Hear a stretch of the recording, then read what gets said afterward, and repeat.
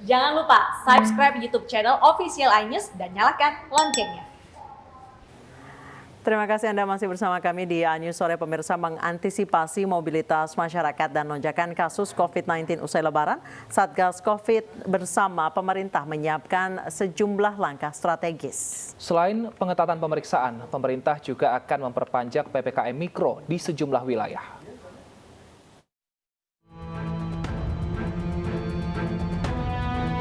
Jelang puncak arus balik libur Lebaran, Satgas COVID-19 menyiapkan sejumlah langkah strategis guna menekan laju persebaran virus corona.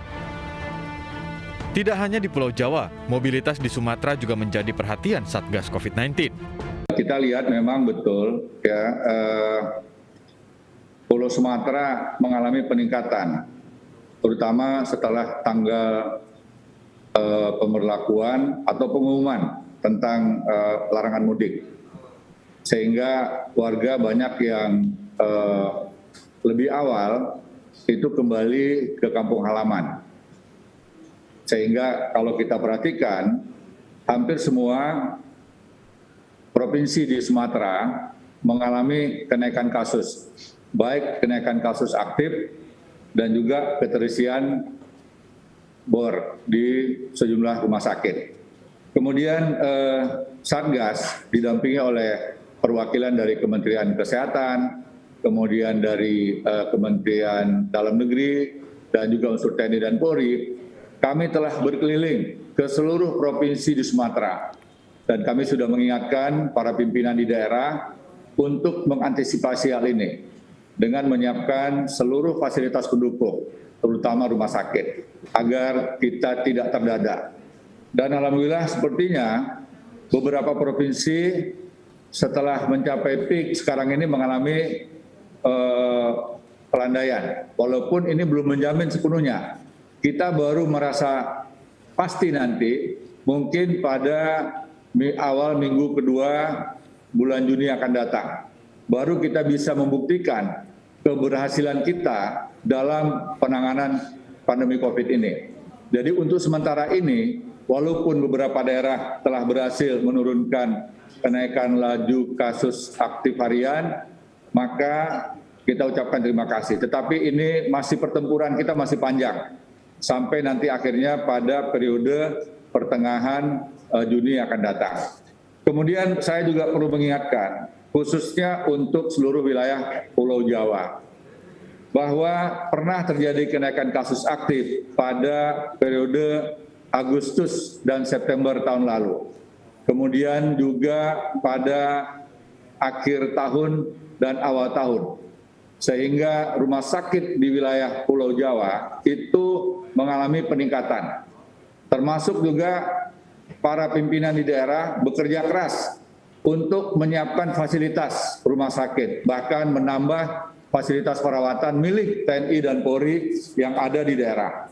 Demikian juga rumah sakit Wisma Atlet pernah mendekati angka 92% pada periode akhir Januari dan awal Februari. Demikian juga Banten bornya telah pernah mencapai lebih dari 100%, yaitu 106%. Nah, inilah yang tidak kita kendaki ketika upaya kita ini tidak optimal. Tetapi kami yakin, optimis, kalau momentum ini bisa dipertahankan sampai nanti dengan akhir pengetatan mudik, ya paling tidak mungkin pada awal Juni akan datang, maka pertumbuhan kasus aktif bisa kita kurangi. Terkait puncak arus balik Lebaran, Kementerian Perhubungan pun akan menerapkan kebijakan pemeriksaan surat bebas COVID-19 bagi pemudik yang akan kembali ke kota masing-masing. Kemenhub pun menyambut positif dukungan Kementerian Kesehatan yang memberikan subsidi bagi swab test di lapangan. Berasal dari apa yang kita diskusikan, waktu itu dipimpin oleh saya yang mengundang, bahwa kita memang melihat kemungkinan kalau tidak dilakukan suatu manajemen upaya-upaya tertentu, maka akan timbul COVID baru, baik di daerah asal maupun di daerah kota-kota besar. Nah, oleh karenanya kita berinisiatif untuk melakukan testing di tempat-tempat tertentu yang sensitif. Kita memberikan mandatori di 2 tempat, yaitu antara Jawa dan Sumatera, dan antara Bali dan Jawa. Oleh karenanya nanti saya akan tes. Nah ini menjadi satu mandatori, bahkan Pak Menkes memberikan subsidi atas antigen di beberapa tempat itu.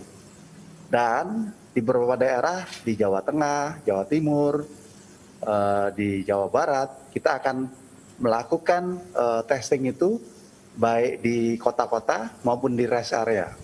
Secara khusus kita akan melakukan tempat penyekatan dalam tanda petik melakukan testing itu di jalan arteri itu di Bolonggandu. Nah, artinya kita secara intensif melakukan upaya-upaya itu. Tidak hanya puncak libur lebaran, pemerintah juga tetap berupaya menekan laju persebaran COVID-19 melalui perpanjangan PPKM Mikro di sejumlah wilayah. Jadi tetap pemerintah menggunakan kriteria, salah satu dari 4 kriteria yang diterapkan adalah pertama, kasus aktifnya itu allow di atas nasional. Kemudian yang kedua terkait dengan tingkat kesembuhan di bawah nasional.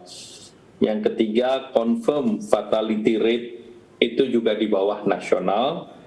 Dan yang keempat adalah tingkat bed occupancy ratio-nya yang juga di atas 70%. Nah, 4 daerah yang belum diterapkan, itu kita melihat bahwa 4 kriteria tersebut seluruhnya lebih baik daripada nasional. Dan tingkat bed occupancy rate-nya itu rata-rata di bawah, bahkan di bawah 15%. Jadi dengan demikian di berbagai daerah tersebut tidak diberlakukan PPKM Mikro, namun tentu kepada para gubernur sudah diingatkan bahwa situasinya harus dijaga terus. Sedangkan 30 daerah ini terus kita tekan dan terus kita tetapkan. Berbagai upaya mengendalikan laju COVID-19 akan terus dilakukan pemerintah. Tidak hanya kesehatan masyarakat, pemulihan sektor ekonomi juga tetap menjadi perhatian pemerintah.